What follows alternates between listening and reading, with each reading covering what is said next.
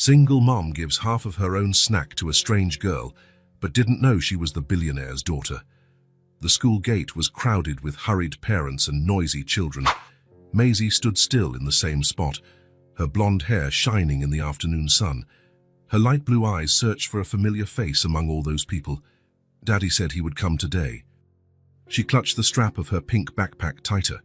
The teacher walked by her, smiled and waved, but didn't stop. The other children ran to their parents, cars, yelling about what they had done in art class. Maisie kept waiting. The commotion at the gate began to die down. Fewer cars, fewer voices, fewer hurried footsteps. "Maisie, dear, has your father not arrived yet?" asked the school secretary. "He's coming, he said he was," Maisie answered softly, but with certainty in her voice. The secretary looked at her watch and made a worried face. "I'm going to call your nanny, okay?" Maisie shook her head. She didn't want them to call Mrs. Williams.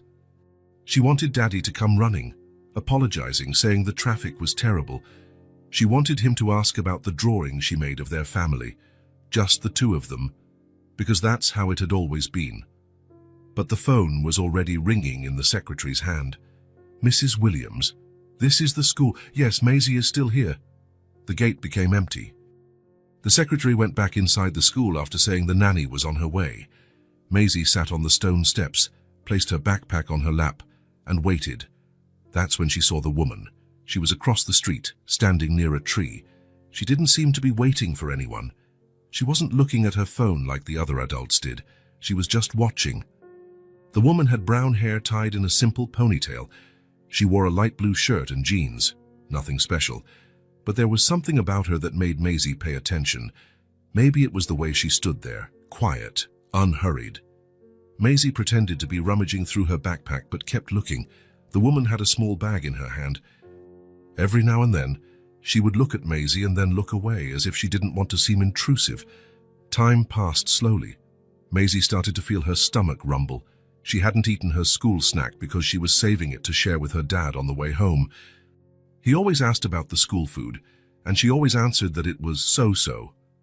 It was a conversation they had every day, but there was no conversation today. The woman crossed the street. Maisie pretended not to see, but she followed every step. The woman stopped a few feet away, as if considering whether to approach or not. "Hi," she said, in a soft voice. Maisie looked up. "Hi, are you waiting for someone?" "My daddy." The answer came out automatically. The woman nodded, as if that made all the sense in the world. "Sometimes they run late, don't they?" "Yeah." Maisie didn't know if she should keep talking to a stranger, but the woman's voice was kind. "I'm Elise," the woman said, still keeping a respectful distance. "Maisie, that's a pretty name," Elise smiled. "Did you have a busy day at school?" "I made a drawing of my family." Maisie opened her backpack and took out a sheet of paper. "Want to see?" Elise moved a little closer and crouched down to be at Maisie's level. In the drawing there were two stick figures, one big and one small. The big one had short hair and a tie. The small one had long hair and a blue dress. "It's beautiful," Elise said. "You two look happy in the drawing." "It's because my daddy works a lot, but he loves me." Maisie carefully put the drawing away. "But today, he forgot to pick me up." The words came out before she realized it. It wasn't something she usually told strangers. But Elise had a way of listening that made the words come out on their own. "I understand," Elise said. "Sometimes adults get so worried about other things that they forget what's most important." Maisie looked at her with curiosity. "Do you forget important things too?" "Sometimes." Elise reached into the bag she was carrying. "Says, but today I remembered to bring a snack." She took out a small sandwich wrapped in aluminum foil. It was cut into perfect triangles, and you could see the melted cheese at the edges. "It's just a small piece, but it's warm," Elise said, offering half of the sandwich. Maisie looked at the food and then at Elise. Her stomach rumbled again, and she realized she was very hungry. But more than that, she realized someone was being kind to her on a day when nothing was going right. "Thank you so much, ma'am," Maisie said, taking the sandwich. "You can just call me Elise," the woman smiled. "And no need to thank me. Everyone needs a little snack sometimes." The sandwich was indeed warm, the cheese was perfectly melted, and the bread had a homemade taste that reminded Maisie of something good she couldn't quite place. "It's delicious," Maisie said. "I'm glad." Elise ate her own half slowly, without rushing. "Do you like school?" "I do. The teacher is nice. Today she taught us about primary colors." Maisie licked the cheese off her fingers. "Did you know that if you mix blue and yellow, you get green?" "Yes, I did. Did you try it?" "I did. I made a really pretty green tree." Maisie swung her legs, which didn't reach the ground. "My daddy said he was going to ask about the drawing today, but..." She didn't finish the sentence. She didn't have to. "I'm sure he'll want to see it when he gets home," Elise said. Maisie nodded, but she wasn't so sure. Daddy always came home tired. He always had something important to deal with on the phone.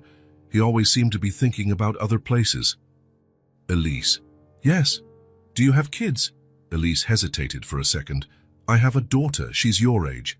"Where is she?" "At her grandmother's today, but tomorrow she's coming with me to the park." Elise looked around. "There's a park nearby with some cool playground equipment." Maisie followed Elise's gaze and saw the park across the square. It was a place she always passed but never stopped to play. Daddy was always in a hurry. "What's she like, your daughter?" "She is..." Elise smiled in a different way. "She's full of energy, loves to invent games, and she has the same hair as you."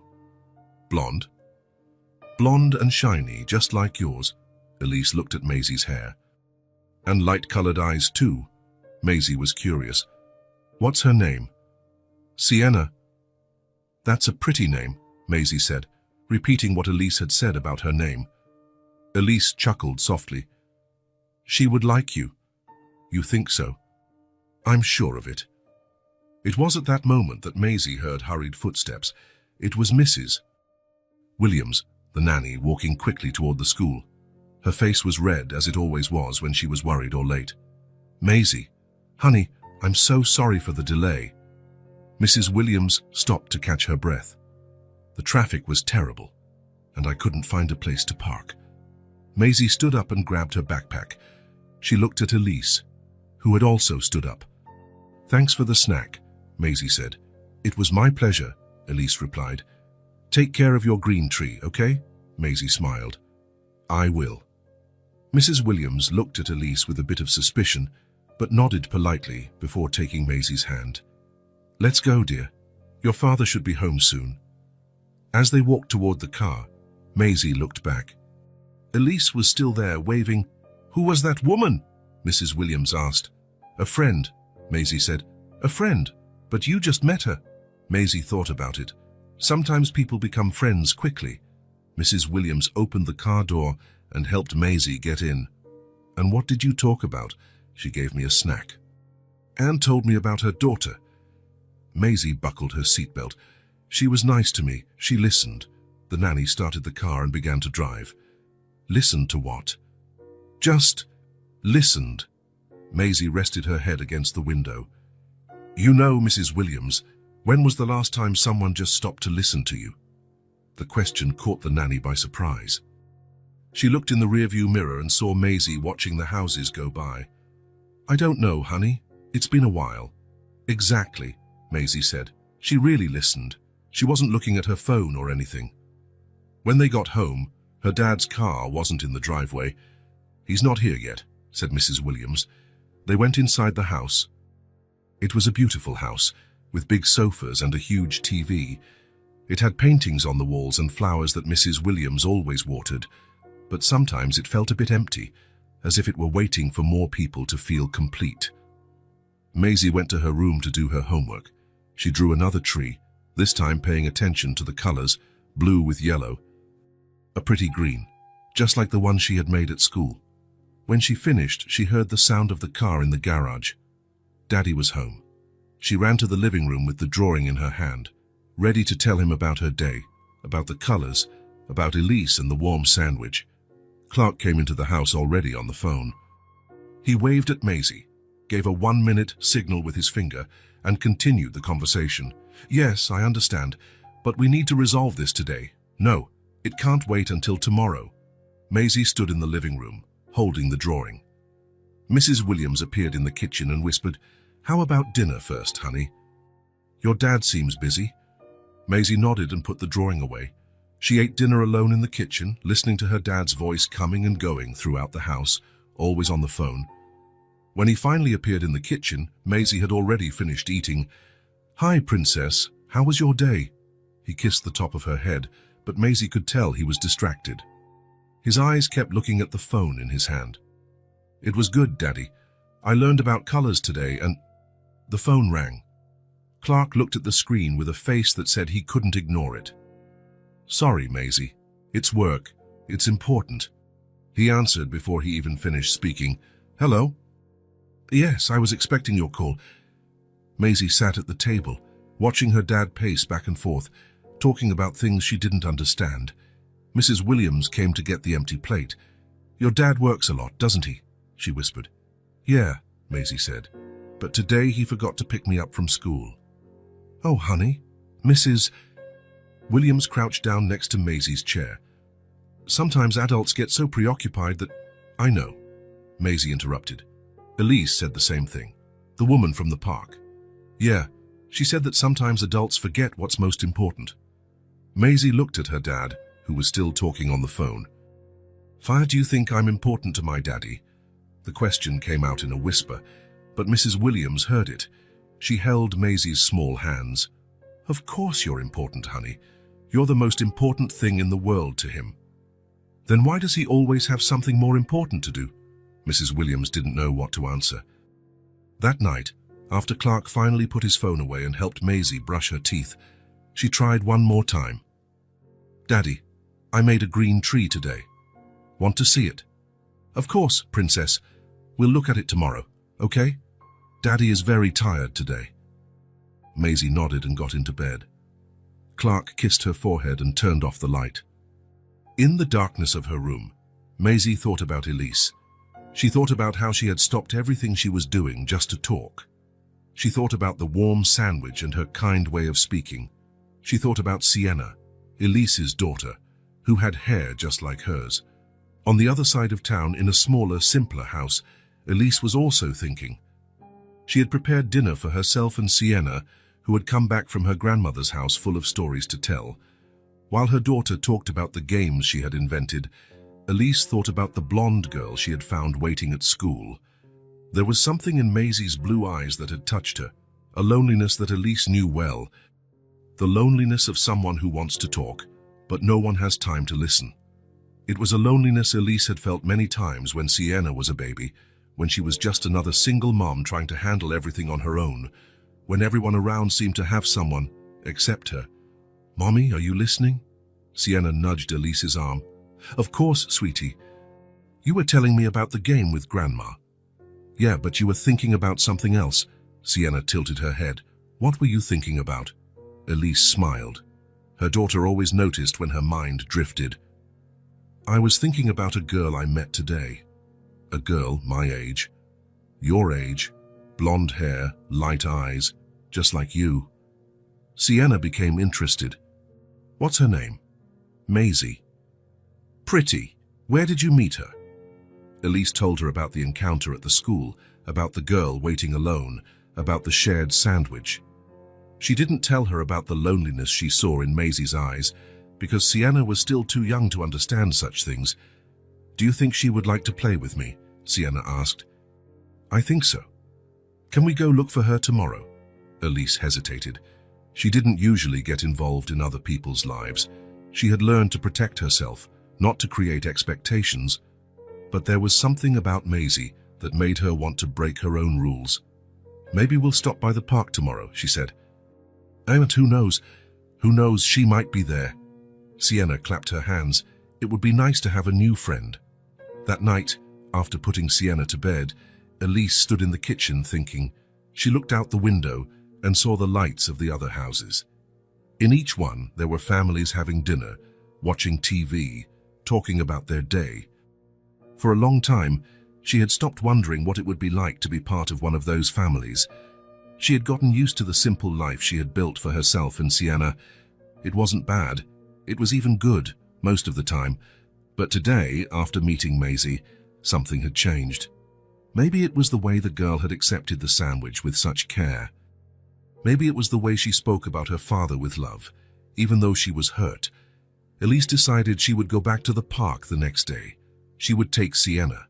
And who knows, maybe she would find Maisie there. Because sometimes the best things in life start with a small act of kindness, with a small piece of a warm sandwich, with someone who stops to really listen. And maybe, just maybe, that meeting was the beginning of something bigger than she could imagine. The park was full of golden leaves scattered on the ground. Elise held Sienna's hand as they walked toward the playground. The little blonde girl skipped with excitement, her light blue eyes shining with the promise of a new adventure. "Will she be here, Mommy?" Sienna asked for the third time. "I don't know, sweetie, maybe." Elise scanned the park with her eyes. "But if she's not, we'll just play together, okay?" Sienna nodded, but kept searching. She had spent the whole night thinking about the girl her mother had described. A girl just like her, with blonde hair and light eyes. Someone who liked to draw green trees and who might like to play too. That's when she saw her. On the other side of the park, a girl was sitting alone on a swing. She wasn't swinging. She was just sitting there, pushing dry leaves with her feet. "Mommy, is that her?" Sienna squeezed Elise's hand. Elise smiled. It was indeed Maisie. She was wearing a light pink coat and her hair was down, shining in the morning sun. She seemed to be waiting for someone. "It is... Do you want to go talk to her?" Sienna hesitated for a second. She was brave most of the time, but meeting someone new always gave her butterflies in her stomach. What if the girl didn't want to play?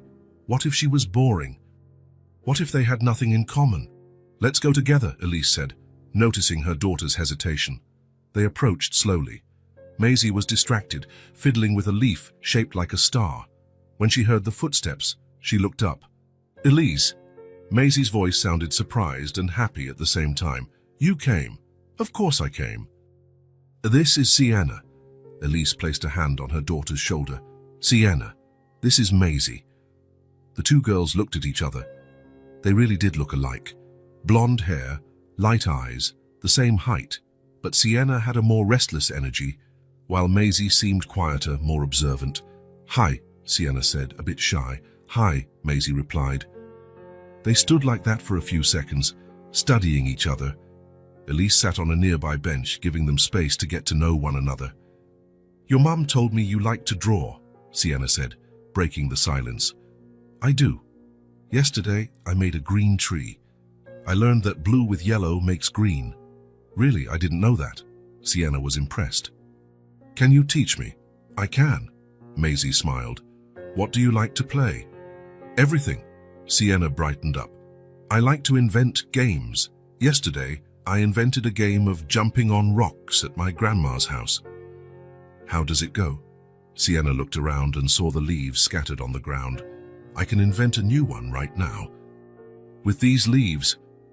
Maisie got off the swing, interested. "How?" "We can pretend they're islands, and we have to jump from one to another without falling on the ground. The ground is the sea, full of sharks." Maisie laughed. "Sharks in the park? Imaginary sharks," Sienna explained seriously. "The worst kind of all." "Oh, okay." Maisie joined in the game. "And what if we fall? Then you become a shark too." The two of them started arranging the larger leaves on the ground, creating a path. Elise watched from a distance, smiling. It was amazing how children could turn anything into an adventure. "Ready," said Sienna. "You go first." Maisie hesitated. "What if I fall?" "You won't fall. And if you do, it's okay. It's just a game." Maisie took a deep breath and started jumping from leaf to leaf. On the third jump, she stepped off the leaf. "Ah, the sharks got me," she shouted, getting into the spirit of the game. Sienna laughed so hard she almost fell too. "Now you're a shark too. What's it like being a shark?" "You have to try to catch whoever is jumping on the islands." Sienna started her route, jumping more carefully. She managed to reach the end, but Maisie caught her right on the last leaf. "Gotcha!" "No fair, I had already made it." "Yes, it is. Now we're sharks together." They laughed and started all over again. They invented new rules, sharks that could fly, islands that disappeared, magic bridges made of twigs. The shyness had completely vanished. After playing for an hour, they sat under a tree to rest. Elise approached with a bag. "Anyone want a snack?" "I do," they both said at the same time, and laughed again. Elise took out homemade cookies and juice boxes from the bag. The girls ate in silence for a few minutes, still out of breath from playing. "These cookies are delicious," Maisie said. "Did you make them, Elise?" "I made them last night. Sienna helped me." "I cracked 3 eggs," Sienna said proudly, "and I licked the bowl." "I've never made cookies," Maisie confessed. "My daddy isn't a very good cook." "You can come make them with us," Sienna offered. "It's easy and fun." Maisie looked at Elise, who nodded. "Of course you can. Anytime you want. Really? Really?" Maisie smiled in a way Elise hadn't seen the day before. It was a looser, happier smile. "Look," Sienna pointed to the ground. "This leaf is shaped like a heart." "It's true," Maisie picked up the leaf. "It's perfect." "Let's look for more leaves with different shapes," Sienna suggested. They spread all the leaves they had collected on the ground. There was one that looked like a fish, another that resembled a butterfly, and several that didn't look like anything, but they decided they were aliens or baby dinosaurs. "This one looks like a house," Maisie said, holding a large, round leaf. "And this is the family that lives in the house," Sienna said, gathering several small leaves. "The daddy, the mommy, and the 2 daughters." Maisie stared at the leaves. "2 daughters?" "Yep. Sisters." Sienna arranged the smaller leaves near the larger one. "They play together every day." "It must be nice to have a sister," Maisie said softly. "You don't have siblings?" "No, just me and my daddy." Sienna thought for a moment. "You know what we can do." "What?" "We can be pretend sisters." Maisie looked up, interested. "What do you mean?" "We can pretend we're sisters, do everything sisters do, play together, share secrets, protect each other from sharks." Maisie laughed at the last part. "Would you be up for that?" "Of course, you're nice, and we look alike." They looked each other in the eye, serious for a moment. It was as if they were making an important pact. "Okay," Maisie said. "Pretend sisters." "Pretend sisters," Sienna confirmed. They held hands and swung their arms, sealing the deal. Elise watched from afar, her heart aching in a good way. It had been a long time since she had seen Sienna so happy with someone her own age, and Maisie was completely different from the shy girl she had met the day before. "Elise," Sienna shouted, "Maisie is my pretend sister now." "That's great," Elise approached. "And what do pretend sisters do?" "They play together every day," Maisie said. "And share cookies," Sienna added. "And protect each other from imaginary sharks," Maisie finished, making Sienna laugh. The sun was higher now, and Elise realized they had spent more time at the park than she had planned, but she was in no hurry, not when she saw the 2 girls so happy. "How about we play on the swings for a little while?" she suggested. "Good idea!" The girls ran to the swings side by side. As they swung, they talked about school, about colors, about the games they could invent. They discovered they both liked pizza, hated broccoli, and loved stories about princesses who saved dragons instead of being saved by them. "I wish I were a princess like that," Maisie said. "We can play that," said Sienna. "I can be the warrior princess and you can be the magic princess." "And what does the magic princess do?" "She does magic to help the warrior princess, and together they save the kingdom." "I like it." When the sun started to get too strong, Elise suggested they leave. The girls protested but obeyed. As they walked toward the park exit, Maisie grew quieter. Reality was setting in. Soon she would be back home, where her dad would probably be working, and she would be alone until dinner. "Elise," she said, stopping before they reached the gate. "Yes, dear." Maisie looked at Sienna, then at Elise, and gathered the courage to ask the question that had been hammering in her head since the game had started. "Are you guys coming tomorrow too?" Elise looked at the hope shining in Maisie's blue eyes. then at Sienna, who was nodding her head vigorously. "Please, Mommy, can we come?" "Of course we can," Elise said, smiling. "If you want us to, Maisie." "I do," Maisie replied quickly. "I really do."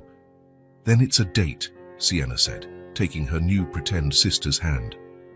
"Tomorrow we'll continue the shark game." "And make more cookies," Maisie added. "And invent more games," Sienna finished. As they said goodbye at the park gate, Maisie felt different. For the first time in a long time, she had something to look forward to the next day. Someone who wanted to play with her, someone who really listened to her. And for the first time, she didn't feel alone. Clark glanced at the clock on the car's dashboard and winced. 3:30 in the afternoon. He still had 2 meetings for the day, but something made him cancel everything and leave the office early. Maybe it was the memory of Maisie waiting alone the day before. Maybe it was the guilt that hadn't stopped nagging him since yesterday. He drove down the school street, but didn't see Maisie at the gate. Strange. Whenever he managed to pick her up, she was there, sitting on the steps, waiting. That's when he heard laughter coming from the park. Clark parked the car and walked toward the sounds. What he saw made him stop in his tracks. Maisie was sitting on the ground under a tree, laughing in a way he hadn't seen in a long time. A loose, happy, unhurried laugh. Next to her, a blonde girl who looked very much like his daughter was also laughing, and a woman was sitting behind them, running her fingers through their hair, picking out dry leaves that had gotten stuck in the strands. Clark watched for a few seconds. There was something about the scene that touched him in a strange way. Maybe it was the naturalness of it all, the way Maisie seemed completely at ease, the way the woman cared for the 2 girls with such affection. When was the last time he had brushed Maisie's hair? "Daddy!" Maisie saw him and waved, but she didn't get up and run as she always did. "You're early." "I am, Princess." Clark approached. The woman looked up at him, and Clark recognized kindness in her gaze. "Sorry to interrupt." "You're not interrupting anything," said Elise, smiling. "I'm Elise and this is Sienna." "Clark." He nodded. "Maisie's dad." "We were playing family," Sienna explained without shyness. "I'm Maisie's older sister." "Only by 2 months," Maisie laughed. "We found out I was born in March and she was born in January." Clark blinked, surprised. He didn't know Maisie had made a friend, and by the looks of it, a friend who knew details about her that he himself sometimes forgot. "That's nice," he said, but his mind was already drifting back to work. He had missed an important meeting to be there. The phone vibrated in his pocket, but he resisted the urge to look. "Daddy, look what we made." Maisie pointed to a circle made of leaves and pebbles on the ground. "This is our house. Sienna and I are sisters. Elise is the mommy, and you can be the daddy." Clark looked at the game. He only saw leaves scattered on the ground, but in Maisie's eyes, there was a sparkle he hadn't seen in months. "It's creative," he said. "We pretended we had a dog too," Sienna added. "Jazz and a pool in the backyard, and a garden with flowers that never die," Maisie added. Elise continued to comb the girl's hair, observing Clark. She noticed the way he glanced at his watch, how his fingers fidgeted with the phone in his pocket, how he seemed to be somewhere else even though he was right there. "Well, I think it's time for us to go," Clark said. "So Maisie, grab your things." "But Daddy, we haven't finished making the backyard yet. You can finish it tomorrow." Clark was already walking toward the car. "Come on, the traffic is going to get heavy." Maisie got up slowly. She didn't want to leave. She wanted to stay longer playing family, inventing stories, laughing with Sienna. But she obeyed. "Bye, Sienna." "Bye, Elise." She hugged them both. "Thanks for playing with me." "See you tomorrow," Sienna said, as if it were the most natural thing in the world. "See you," Maisie confirmed, looking at her father to make sure she could promise that. Clark nodded politely at Elise and started walking toward the car. Maisie followed him but turned back several times, waving. In the car, as Clark started the engine, Maisie put on her seatbelt with a huge smile on her face. "Dad, that's Sienna and Elise. We played family." The words came out all at once, as if she couldn't contain her excitement. "Nice, honey," Clark replied, looking in the rearview mirror as he reversed. Maisie waited for him to say something more. to ask about Sienna, about the game, about how they met, but Clark just turned on the radio and started driving. "Sienna is my age," Maisie tried again. "And she's really nice. We invented a bunch of games." "That's good," Clark said, but Maisie could tell he was distracted. His eyes kept darting from the traffic to the phone on the passenger seat. "Aunt Elise made cookies for us. She said I can help make cookies at their house." Maisie looked at her dad. He was there, but he wasn't really listening. It was as if her words were just background noise, like the radio or the sound of the cars. She tried one more time. "Daddy, did you see how we were playing?" "I did." "Very nice." But Maisie knew he hadn't really seen. He hadn't seen how happy she was. He hadn't noticed how well she and Sienna got along. He hadn't noticed the affection with which Elise cared for them both. She rested her head against the window and fell silent. Clark drove for a few blocks before he realized Maisie had stopped talking. He looked in the rearview mirror and saw his daughter looking out the window, quiet. "Everything okay back there, Princess?"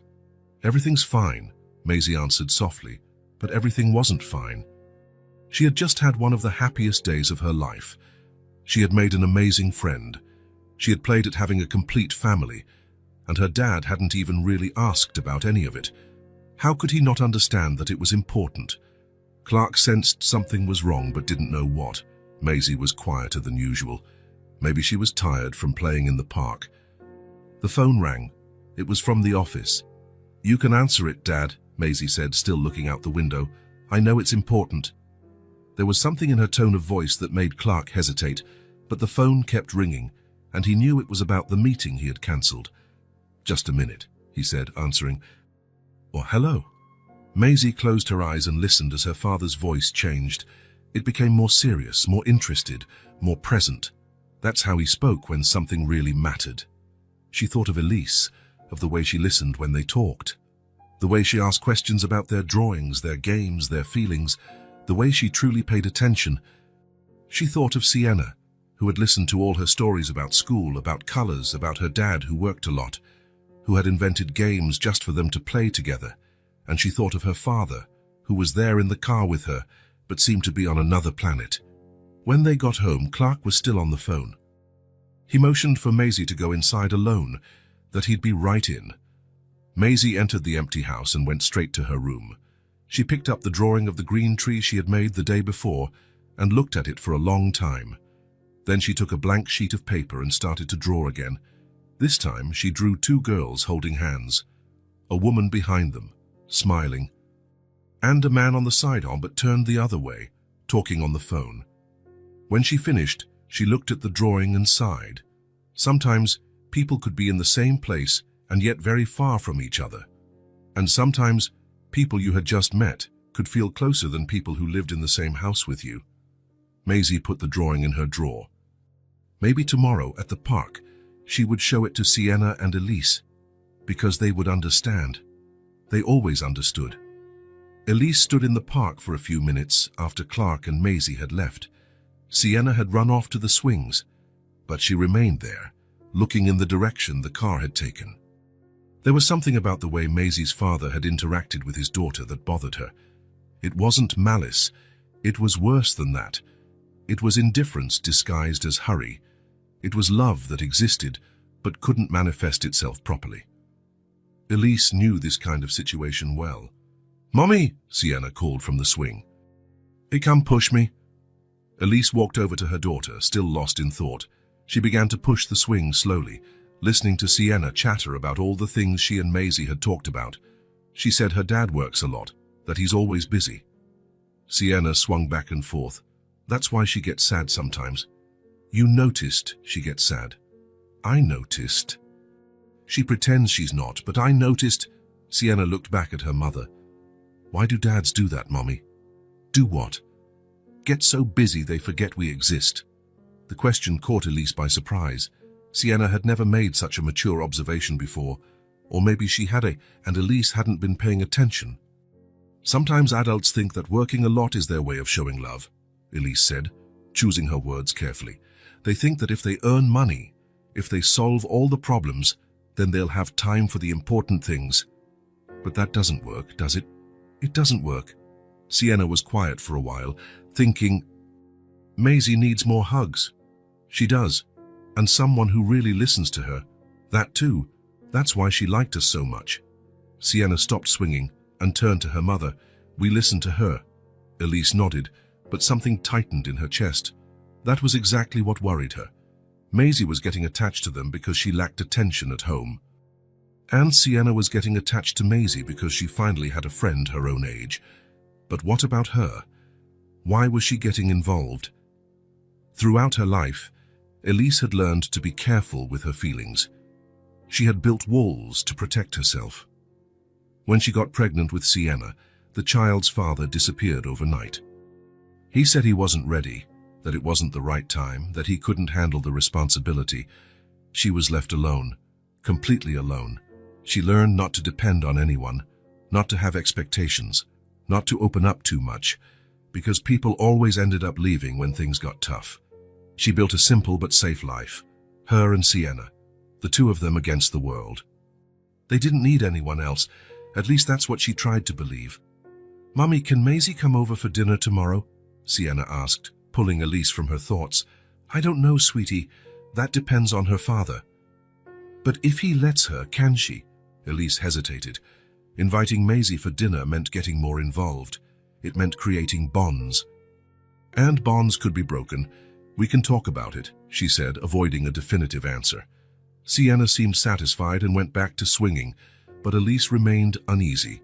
On the way home, Sienna didn't stop talking about Maisie, about how they had similar tastes, about how fun it was to have someone to play with, about how smart and funny Maisie was. "She's my best friend now," Sienna said when they got home. "You only met 2 days ago," Elise reminded her. "So what? Sometimes you know right away when you like someone." Sienna took off her shoes and threw them on the floor. "Didn't you like her too?" The question made Elise uncomfortable, because the answer was yes, she had liked Maisie. She liked her polite manner, her genuine curiosity, the way she looked at things with attention. But more than that, she had identified with the girl's loneliness, with the way Maisie tried to be strong even when she was hurt, with the way she accepted crumbs of attention as if they were treasures. Elise had been that child once. The daughter of parents too busy to notice she existed. She had learned to be independent too early. She had built walls to protect herself from indifference, and now she saw Maisie doing the same thing. "Yes, I did," Elise admitted. "She's a special girl." "Then why do you look so worried?" Sienna always noticed everything. It was impossible to hide anything from her. "I'm not worried. I'm just thinking." "Thinking about what?" "How do you explain to a 6-year-old that sometimes caring for someone hurts, that getting attached is dangerous, that when you let someone into your life, you become vulnerable?" "I'm thinking about dinner," Elise lied. "Or how about we make that pasta you like?" Sienna accepted the change of subject, but Elise remained restless. That night, after putting Sienna to bed, she was alone in the kitchen, thinking. She looked out the window and saw the neighborhood lights, each house with its own story, each family with its own problems. For years, she had been content to watch from a distance, not getting involved, not meddling in other people's lives, just taking care of herself and Sienna. But now there was Maisie, a child who needed attention, affection, someone who would really listen. And there was Clark, a father who loved his daughter, but didn't know how to show it, who was lost in his own worries. Elise could pretend it wasn't her problem. She could walk away before things got complicated. She could go back to the simple, safe life she had built, but she knew she couldn't, because it wasn't just Sienna who was getting attached to Maisie. She herself felt something different. She felt as if the walls she had built over the years were beginning to crack, as if a little light was seeping through the crevices. It was frightening, but it was also good. For the first time in a long time, Elise allowed herself to imagine what it would be like to have more people in her life, not just her and Sienna against the world, but a larger family, more complex, more risky, more real. She shook her head, trying to dismiss these thoughts. It was too soon to think such things. Maisie was just a child who needed a friend. Clark was just a busy father. But deep in her heart, Elise knew it was more than that. Something was happening. Something she couldn't control. Something she might not want to control. And for the first time in a long time, it didn't completely terrify her. Maybe it was time to let the walls come down a little. Just a little. Clark was in the kitchen having coffee when he heard Maisie humming in her room. Humming. When was the last time she had done that? He stopped to listen. It was a song she had made up herself, something about sisters and parks and warm cookies. Her voice sounded different, lighter, happier. Over the past few days, Clark had noticed small changes in Maisie. She woke up more cheerful. She talked more during breakfast. She talked about school with more enthusiasm. And she always mentioned Sienna. Dad, Sienna said that chocolate chip cookies taste better if you add a pinch of salt. Dad, Sienna taught me a new game with pebbles. Dad, did you know that Sienna likes to draw too? She drew a family of butterflies. It was Sienna that... And Elise was also mentioned frequently, always with affection and admiration. Clark should have been happy. Maisie was more communicative than she had been in months, but there was something that bothered him, and he couldn't quite put his finger on it. Maybe it was the fact that strangers were influencing his daughter more than he was. Maybe it was jealousy disguised as concern, or maybe it was simply the feeling that he was missing something important in Maisie's life. Dad. Maisie appeared in the kitchen, already dressed for school. Can I bring cookies for Sienna today? We don't have any cookies, Clark said, looking in the cupboards. Oh. Maisie was disappointed for a second, but then she perked up again. That's okay. Elise always brings snacks for us anyway. Elise always brings snacks. Clark felt a strange pang in his chest. When was the last time he had prepared a special snack for Maisie? Maisie, he said, closing the cupboard. Tell me more about Sienna. Maisie's eyes lit up. You really want to know? I do. And so Maisie began to talk.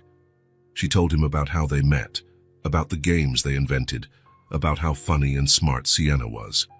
She talked about Elise, about how she really listened, about how kind and caring she was. Clark listened to it all, and with every word the discomfort in his chest grew. It wasn't envy. It was something worse. It was the realization that other people were giving his daughter things he should have been giving her. Attention, presence, time. She seems nice, this Sienna, Clark said when Maisie finished. She's the best friend I've ever had. Maisie picked up her backpack. You'd like her, Dad. And Elise, too. On the way to school, Clark thought about the conversation. It had been a long time since Maisie had talked so much to him. It had been a long time since she had shown so much excitement about anything, and all of this had started after she met Sienna and Elise. When he dropped Maisie off at school, instead of going straight to the office, Clark stayed in the car for a few minutes, watching. He saw Maisie run towards the park, where two familiar figures were waiting for her. He saw how his daughter's face lit up when she saw Sienna. He saw how Elise hugged Maisie as if it were natural, as if it was something that happened every day. And he realized that, in a way, it was something that happened every day. While he was working, Maisie had built a new routine, a routine that included people he barely knew, but who clearly meant a lot to her. This left him unsettled for the rest of the day. On the way back from school, Maisie was particularly excited. Dad, Sienna and I made a joint drawing today. She drew one half and I drew the other half, and it turned out perfect. That's cool. And Elise brought cheese sandwiches with that bread that's kind of sweet. She said she made it especially for me, because she remembered I liked the other one. Clark felt that strange pang again. Elise remembered what Maisie liked. She did special things for her. When was the last time he had done something special for Maisie? Dad? Maisie interrupted his thoughts. Are you okay? I'm fine, Princess. Just thinking. Thinking about what? Clark looked at his daughter in the rearview mirror. She was playing with a folded drawing in her lap, smiling to herself. She was happy, genuinely happy. Maisie, he said suddenly, how about we invite Sienna and Elise over for dinner one of these days? Maisie looked up, surprised. Really? Really? When? I don't know. Maybe tomorrow, Maisie squealed with joy in the back seat. That would be amazing. They'll love our house. And I can show Sienna my room. And we can play family for real. Clark smiled. infected by his daughter's enthusiasm, but at the same time, he felt a knot in his stomach. What if they thought he was boring? What if he didn't know how to talk to them? What if it became obvious that he didn't know his own daughter as well as he should? The next day, when he went to pick up Maisie at the park, Clark approached Elise. "Excuse me," he said, a bit awkwardly. "Elise, right?" "That's right." She smiled, but Clark noticed a certain caution in her eyes. "I wanted to extend an invitation. Maisie has been talking so much about you guys that I thought, maybe you'd like to have dinner at our place tomorrow." Elise hesitated. Sienna, who had overheard the conversation, jumped with excitement. "Can we, Mommy, please?" "It's just a simple dinner," Clark said quickly. "Nothing fancy. Just so I can get to know the people who are important to Maisie better." There was something in the way he said it that touched Elise. A vulnerability she hadn't expected to see, as if he really wanted to make an effort but didn't know how. "That would be lovely," she said. "Thank you for the invitation." "Yay!" shouted Maisie and Sienna at the same time. The next day, Clark left work early to prepare dinner. He wasn't much of a cook, so he decided on something simple: pasta with tomato sauce, salad, and bread. He also bought some ice cream for dessert. As he cooked, he found himself getting nervous. When was the last time he had had people over? When was the last time he had worried about impressing someone? At 6 o'clock, the doorbell rang. Maisie ran to open the door. They're here," she shouted. Clark wiped his hands on a dish towel and went to greet the guests. Elise was at the gate with a container in her hands and Sienna by her side, holding a drawing. "I brought dessert," Elise said, offering the container. "Homemade pudding." "You didn't have to," Clark said, but he was touched by the gesture. "Please, come in." The house felt different with more people inside, less empty, less silent. "Wow," said Sienna, looking around. "Your house is beautiful, Maisie." "Want to see my room?" Maisie took her friend's hand. "Of course." The two girls ran upstairs, leaving Clark and Elise alone in the living room. "Nice house," Elise said politely. "Thanks." Clark suddenly felt uncomfortable. He didn't quite know what to say. "Would you like to sit? Dinner will be ready in a few minutes." They sat on the sofa, and for a moment they were silent, listening to the girls' laughter from upstairs. "Maisie is a special child," Elise said. "She is." Clark looked towards the stairs. "Says she's changed a lot since she met you guys." "How so?" "She's more alive, more talkative, happier." Clark hesitated. "I don't know if that's a good or a bad thing." Elise looked at him with curiosity. "Why would it be bad?" Clark didn't know how to answer. How could he explain that he was jealous of his own daughter's happiness? How could he say that he felt inadequate compared to the attention they gave Maisie?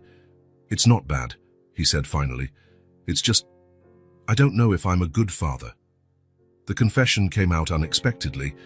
Elise was surprised by his honesty. "Maisie loves you very much," she said gently. "She talks about you all the time." "She does." "She does. She says you work hard because you want to take care of her, that you try your best even when you're tired." Clark felt a strange sense of relief. "Sometimes I feel like I work so much that I forget to be present." Before Elise could answer, the girls came running down. "Dad, Sienna loved my room." Maisie was beaming.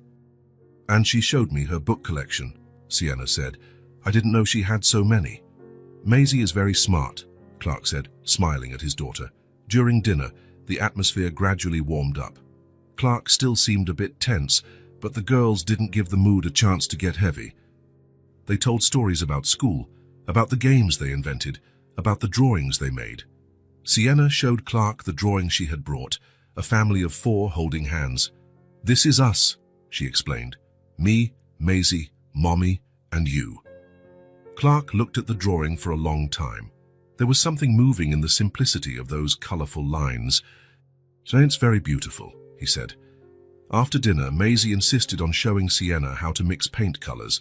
They spread paper on the living room floor and started painting, while Clark and Elise did the dishes in the kitchen. "They get along so well," Elise said, watching the girls through the kitchen doorway. "Yes."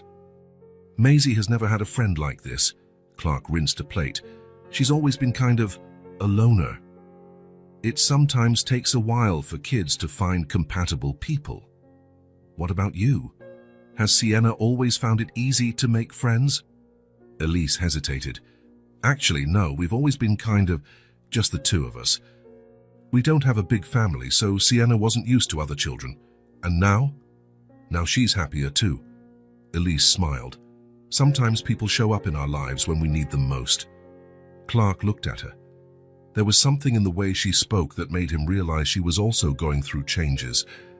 That maybe she was also stepping out of her comfort zone because of this friendship. When they returned to the living room, they found the two girls creating a giant mural on the floor.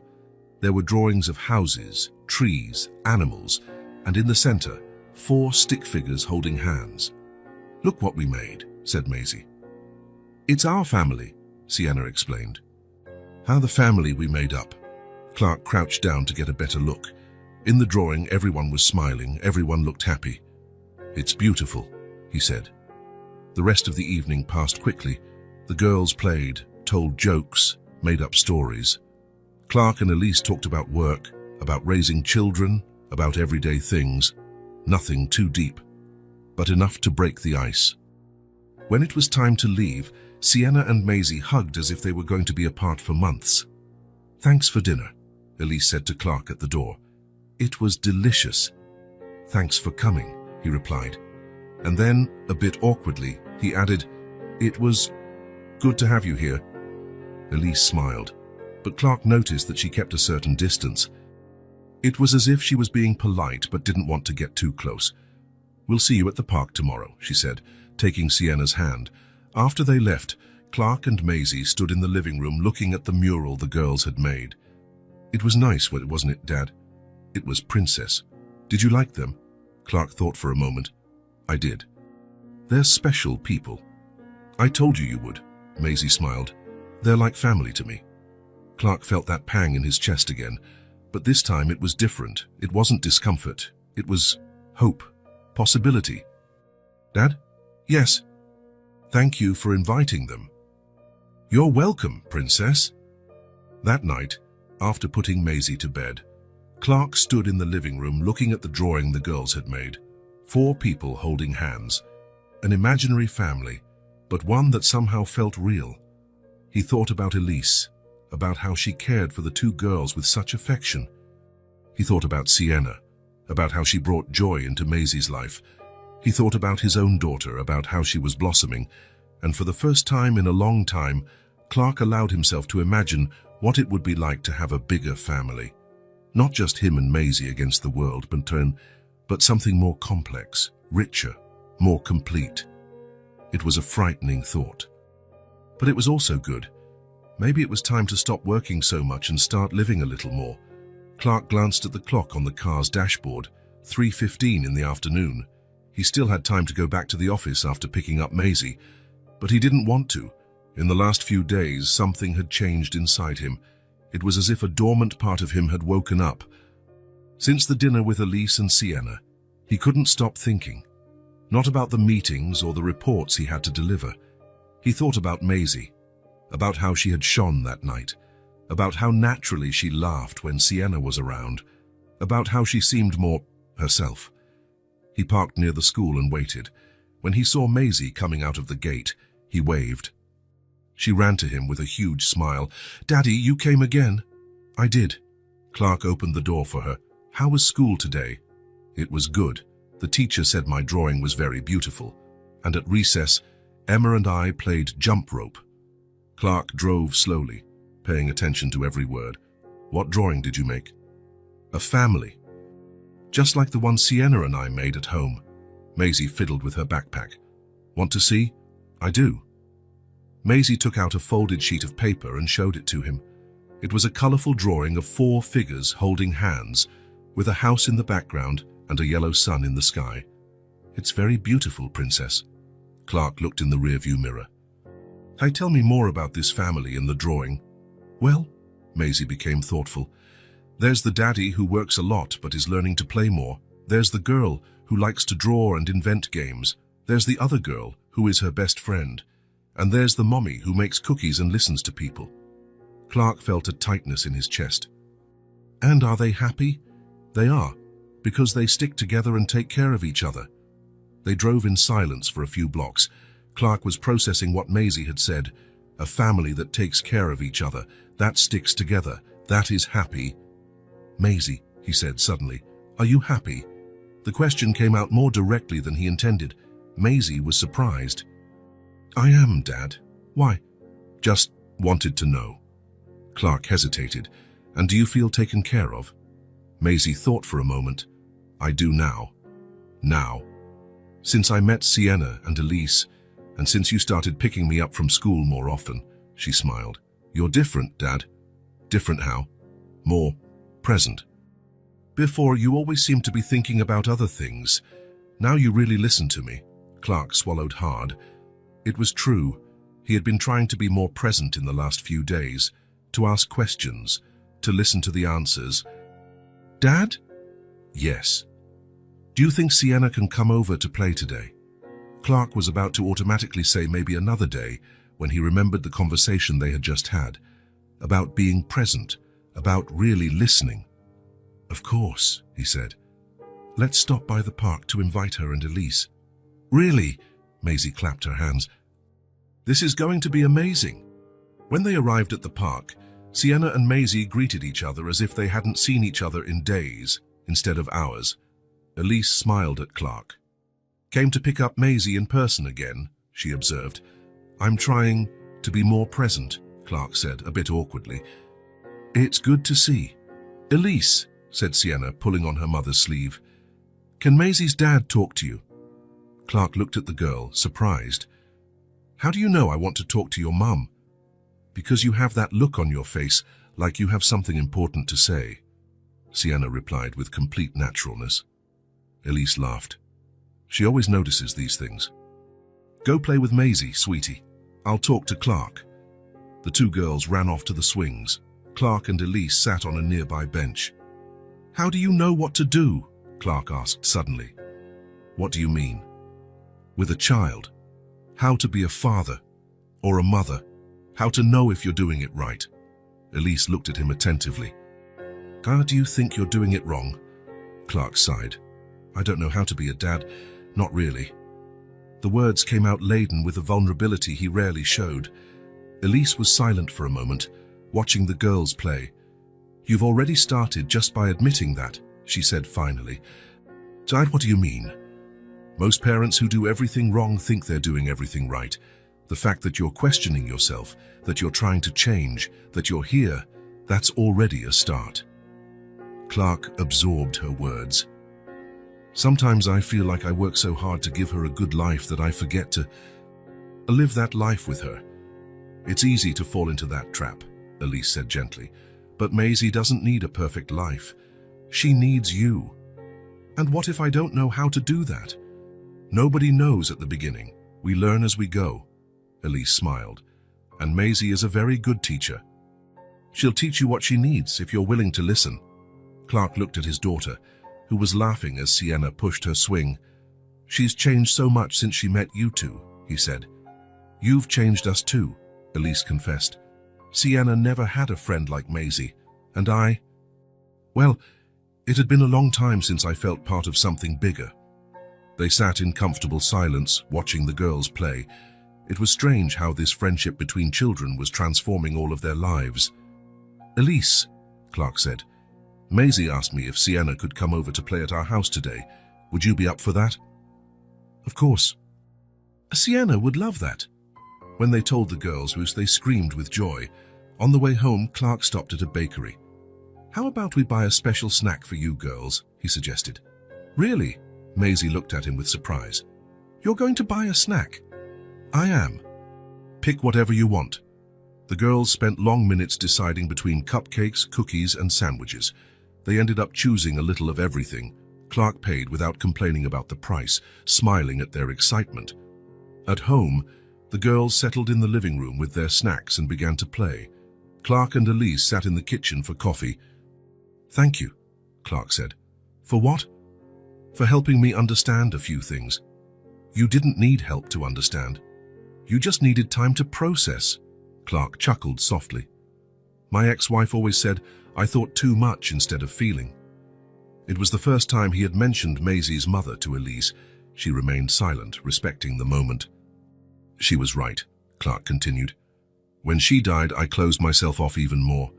I thought that if I worked hard enough, if I solved all the practical problems, the pain would go away, and that Maisie would be fine. And did the pain go away? No. It just got tucked away somewhere, and Maisie, I realized she wasn't fine. She was just pretending to be out just like me. Elise nodded.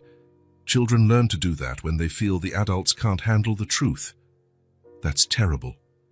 It is, but it's reversible. They heard laughter coming from the living room.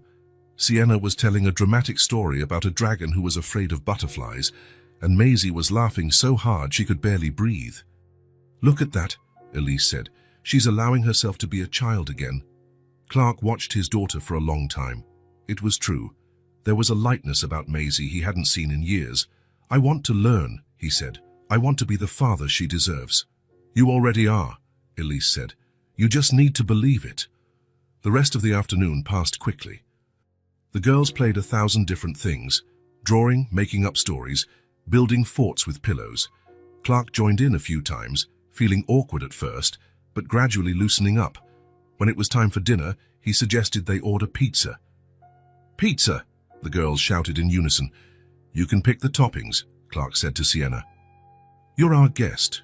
Sienna looked serious for a moment, as if it were an important responsibility. How about half pepperoni and half margarita? Perfect choice, Clark approved. During dinner, the girls talked about school, about friends, about dreams. Clark listened to every word, asking questions, laughing at the jokes, truly engaging. Elise watched it all with a discreet smile. It was beautiful to see Clark discovering himself as a father. After dinner, the girls wanted to play house in Maisie's room. Clark and Elise stayed in the living room, talking about everyday things, but Clark noticed there was something comfortable in that simplicity. When it was time for Elise and Sienna to leave, Maisie was sad. Can she sleep over? She asked. Not today, sweetie, Elise said, but another day, maybe. Promise? I promise. The girls hugged for a long time at the door. After Elise and Sienna left, Clark helped Maisie get ready for bed. Dad, she said as he tucked her in, today was one of the best days of my life. Why? Because you stayed with me the whole time. And because Sienna was here, and because... She hesitated. Because it felt like we were a real family. Clark's heart ached. We've always been a family, Princess. I know, but today it felt bigger, more complete. Clark kissed his daughter's forehead. Sleep well. He was almost out of the room when he heard Maisie call him. Dad? Yes. Thanks for buying snacks today and for letting Sienna come play, and for being here. Thank you for teaching me how, Clark replied. He went downstairs to the living room and looked at the drawings the girls had made, scattered on the sofa. Smiling families, houses with gardens, bright suns. For the first time in a long time, Clark felt at peace. Upstairs, in her room, Maisie lay in bed looking at the ceiling. She thought about the day, about how perfect it had been. Then she whispered into the darkness, as if Sienna could hear. We could be sisters, you know. And in her imagination, she heard her friend's voice reply with that special smile. We already are, just by heart. Maisie smiled and closed her eyes, feeling complete for the first time in a long time. It was a Friday afternoon, and the girls had gone to Sienna's grandmother's house for the weekend. Elise was at the park, sitting alone on the bench where she used to sit with them, when she saw Clark approaching. Hi, he said, a bit hesitantly. May I sit? Of course.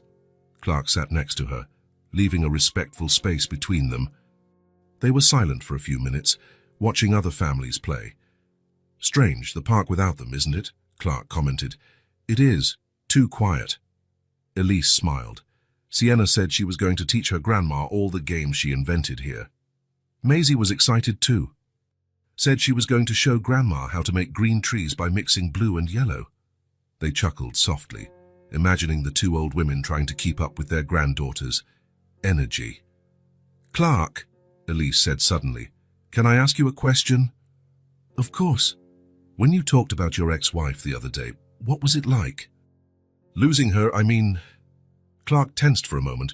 It was a question no one asked directly. People usually avoided the subject or just offered empty condolences. "It was devastating," he said softly. "It wasn't gradual, it was sudden." Elise waited, sensing he needed time to find the words. "It was a normal morning," Clark continued. "Sarah was making breakfast. Maisie was at the table, complaining that she didn't want to go to school. Sarah laughed and said that all kids have to go to school, even princesses." His voice got lower. Then she collapsed, just like that. A brain aneurysm. "The doctors said she probably didn't feel any pain, that it was quick." Elise held her breath. "But for me and Maisie, for us, it was like the world had stopped." Clark looked at his own hands. "One moment she was there, laughing, making plans for the weekend. The next, I was at the hospital being told she had died." "Oh my God, Clark." "Maisie was 4 years old. She kept asking when Mommy was coming home, and I didn't know how to explain that she was never coming back." Elise felt her eyes well up. "In the first few months, I tried to be strong," Clark continued. "I thought that if I didn't fall apart, if I kept the routine, if I worked hard to make sure Maisie didn't need anything, I thought that would be enough. But it wasn't. It wasn't. Maisie cried every night. I worked late so I wouldn't have to deal with my own tears. We became two people pretending to be okay." Clark stopped talking. Elise realized he was fighting back emotion. "I'm so sorry," she said softly. "I can't imagine how hard that must have been. The worst part is that I never let Maisie process it properly. Whenever she started talking about her mom, I'd change the subject. I thought if we didn't talk about the pain, it would go away." "And did it go away?" Clark laughed humorlessly. "Of course not. It just got bottled up inside, in Maisie and in me." They sat in silence. A gentle breeze rustled the leaves of the tree above them. "And you?" Clark asked. "What happened with Sienna's father?" Elise hesitated. She didn't usually talk about it, but after Clark had shared something so intimate, she felt she could trust him. "It wasn't death," she said. "It was abandonment, which sometimes hurts just as much." Clark looked at her attentively. "When I found out I was pregnant, I thought he'd be happy. We had been dating for 2 years. We talked about the future, about kids, about getting married." Elise fidgeted with her hands nervously. "But when I told him, his reaction was different from what I expected. He went pale, said he wasn't ready, that it wasn't the right time. And then he disappeared, literally. Moved to another city, changed jobs, blocked my phone number, as if me and the coming child were a problem he could solve by simply ignoring us." Clark felt a surge of anger in his chest. What a coward. "At first, I thought he would come back, that when he saw Sienna, when he realized what he was missing. But he never came back." "Does Sienna ask about him?" "She used to. At first, I always said her daddy lived far away and couldn't come to visit. But she stopped asking." Elise sighed. "I think she realized it made me sad." "Were you angry?" "I was, for a long time. Angry at him. Angry at myself for believing him. Angry at the world." Elise looked at the park. "But anger gets tiring, you know. After a while you realize you're wasting energy hating someone who doesn't even care enough to know you exist." Clark nodded. "I understand. So I decided I would be strong, that I would handle everything on my own, that I didn't need anyone." Elise smiled sadly. "I built a life where it was just me and Sienna. Safe, predictable, no risks. No people who could hurt you again." "Exactly." They sat in silence for a long time. The sun was beginning to set, painting the sky in shades of orange. "Funny," Clark said. "I learned to pretend I was okay to protect Maisie. You learned to pretend you didn't need anyone to protect Sienna. And in the end, we just taught them they had to pretend too. Until they met each other."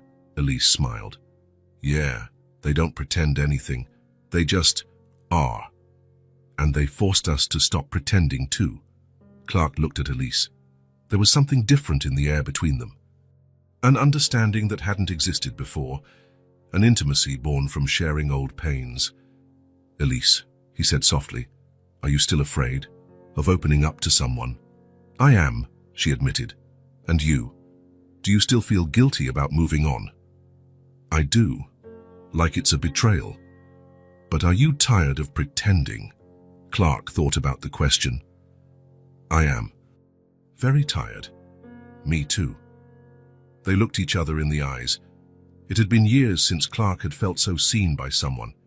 It had been years since Elise had felt so understood. "I don't know how to do this," Clark said. "I don't know how to stop being afraid." "Me neither, but maybe we can learn together." Clark slowly reached out his hand. Elise looked at it for a moment, hesitated, and then placed her hand in his. It wasn't a romantic gesture. It was something deeper than that. It was the recognition of two people who had carried their pain alone for too long. It was permission to stop pretending. They stayed like that, holding hands as the sun finished setting. They didn't need to speak.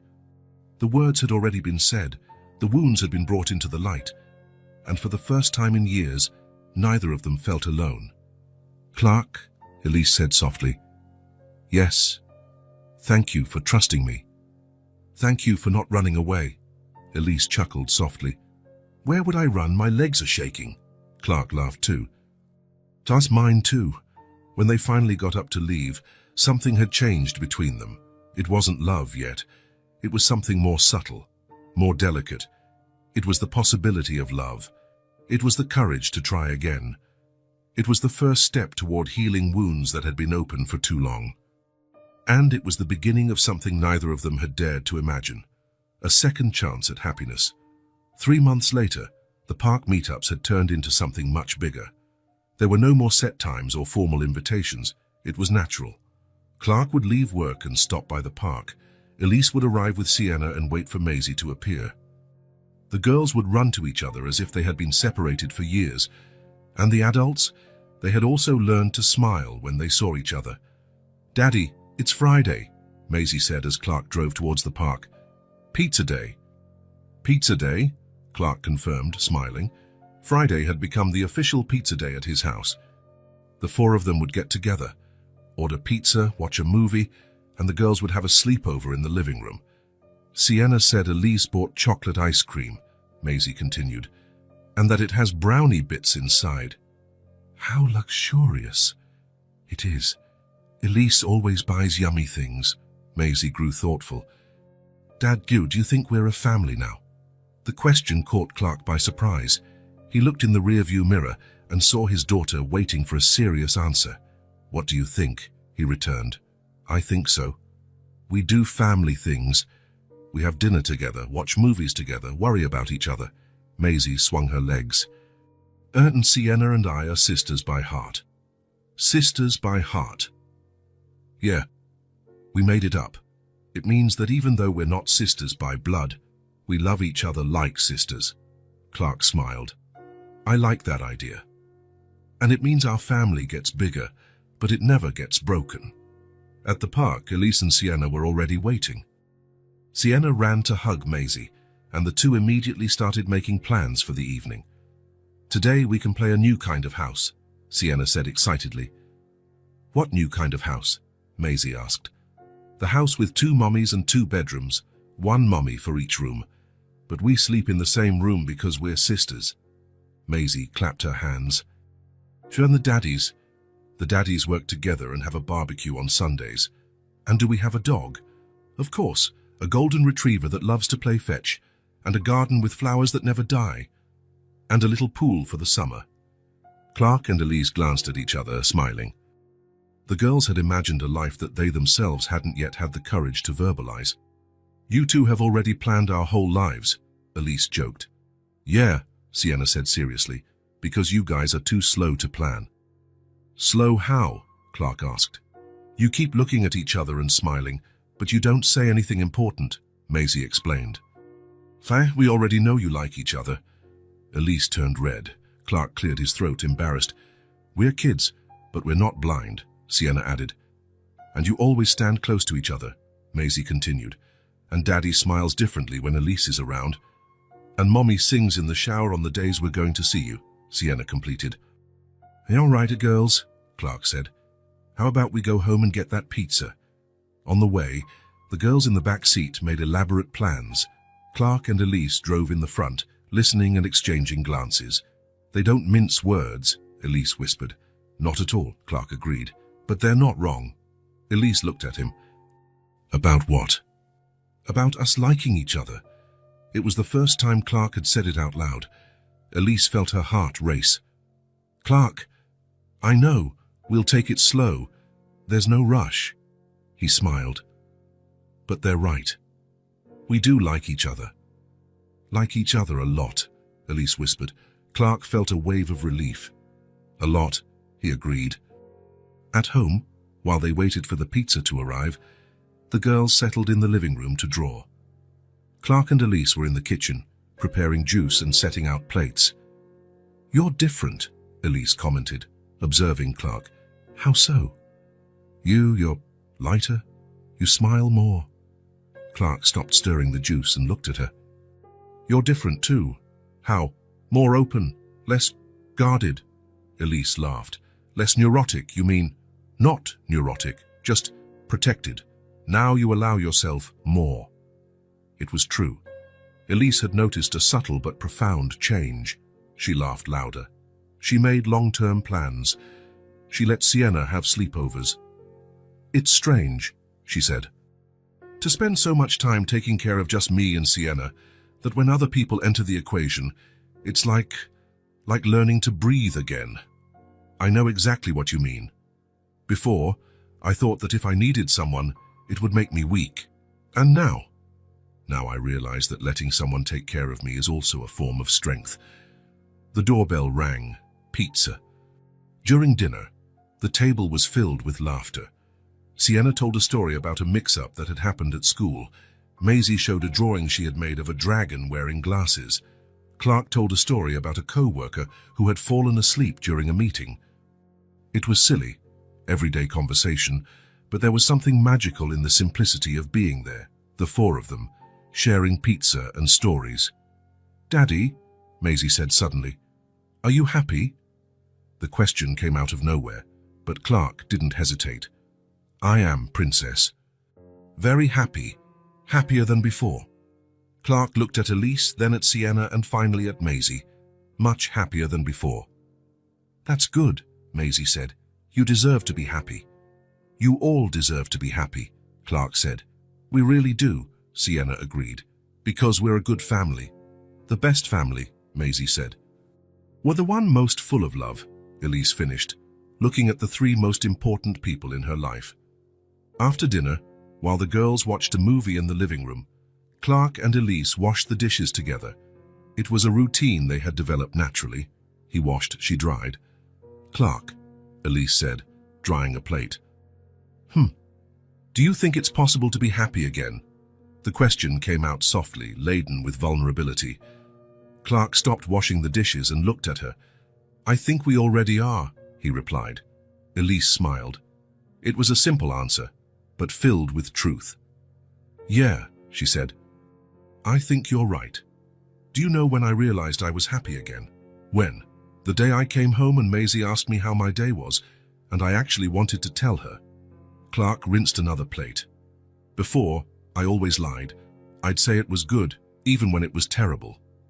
But that day I really wanted to share. And what did you tell her? That I had presented an important project and that it had gone well, and that during the meeting, I had thought of you three, and it had given me confidence. She's wise. They both are. Sometimes I feel like they're the ones teaching us about family. Clark dried his hands and turned to her. For a moment, they stood there looking at each other. There was so much they wanted to say, but words seemed unnecessary. Dad! Elise! Maisie shouted from the living room. Come and see.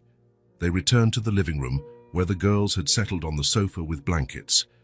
Clark and Elise sat on the ends, with the girls in the middle.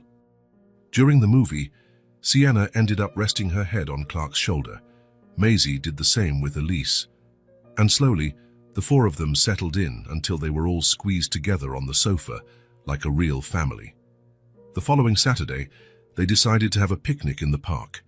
Clark bought sandwiches, Elise made lemonade, and the girls prepared a basket of fruit. They spread a blanket under the same tree where Elise had offered the first sandwich to Maisie. The girls played sisters, pretending they had a tree house. Clark and Elise sat on a nearby bench, watching. They didn't need to talk all the time. They had learned to be comfortable in each other's silence. "Look at them," Elise said, watching the girls share a sandwich on the ground. "Remember when you said you didn't know how to be a father?" "I remember. Look at Maisie now. Look how secure, happy, and whole she is." Clark watched his daughter. It was true. Maisie shone in a way he hadn't seen in years. "You taught me a lot," he said to Elise. "No. You already knew. You just needed permission to be who you've always been. Permission. To make mistakes. To learn. To not have all the answers." Elise smiled. "When we met, you thought you had to be perfect all the time. And you thought you had to do everything alone. Yeah, we were exhausted from so much pressure. And now we share everything. The responsibilities, the joys, the fears." They sat in silence, sharing a look full of peace. There was no hurry, no anxiety. It was a silence filled with gratitude. "Elise! Clark!" Maisie shouted from the tree. "Come here." They approached. The girls were sitting side by side, pointing to the exact spot where Elise had offered the first piece of sandwich. "This is where it all started, right?" Maisie said, looking at Elise. Elise smiled, remembering that day. A lonely girl waiting for her father, a woman with an extra sandwich, a simple gesture that had changed all their lives. It was, with just a small piece. A small piece that turned into a whole family, Sienna added. "Yeah," Maisie said. "And sometimes big things start out small." Clark looked at Elise. "Small and warm," Elise laughed, "and offered with care." "As everything should be," Clark completed. "And they grow slowly," Maisie said thoughtfully, "like plants." "Like plants?" Sienna asked. "Yeah. First you plant a tiny seed, then it becomes a little sprout, then a small plant. And one day you look, and it has turned into a big tree." "And our family is like a tree?" Sienna asked. "It is. We started out small, and now we are big and strong." Clark was moved by his daughter's analogy. "And trees take care of each other," he said. "How?" Maisie asked. "The roots get intertwined underground. When one tree needs water, the others share. When one gets sick, the others help. Just like us," said Sienna. "Just like us," Elise confirmed. "And when a tree is sad, the others provide shade for it," Maisie added. "And when there's a storm, they protect each other," Sienna said. They stayed there for another hour, talking about the past, making plans for the future, living in the present. The girls took imaginary photos with tree branches. Clark tried to explain how ants organize themselves. Elise told stories about when she was a child. When the sun began to set, they packed up their things to leave. In the car, Sienna and Maisie fell asleep in the back seat, exhausted from playing so much. "They're happy," Elise whispered. "They are. And so are we." Clark drove slowly, wanting to prolong the moment. At Elise's house, as he helped carry a sleeping Sienna to her room. At his house, Elise helped put Maisie to bed. At the door, before Elise left, they said goodbye with a hug. It wasn't the first hug, but it was different from the others. Longer, more complete. "Clark," Elise said, still in the hug. Thank you." "For what?" "For letting me be part of your family. Thank you for letting us be part of yours." When Elise left, Clark stood at the door, watching until her car's lights disappeared. Then he went upstairs to check on Maisie. She was awake, looking at the ceiling. "Dad?" "Yes, Princess. Today was a perfect day. It really was, Dad." "I love you.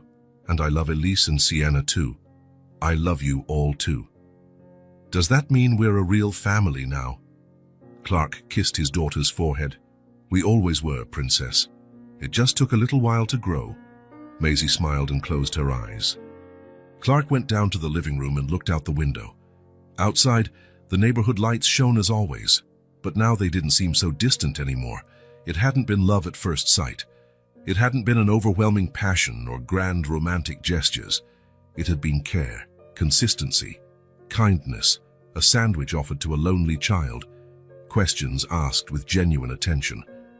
Presence when someone needed it, patience with old fears, understanding of wounds that wouldn't heal, small gestures, repeated day after day until they transformed into something bigger. And that, Clark realized, was love. The kind of love that lasts, the kind of love that heals, the kind of love that turns strangers into family, the kind of love that grows slowly but grows forever. If this story touched your heart, subscribe to the channel and turn on notifications so you don't miss the next ones. Leave a like because it helps this story get recommended to more people. See you in the next story.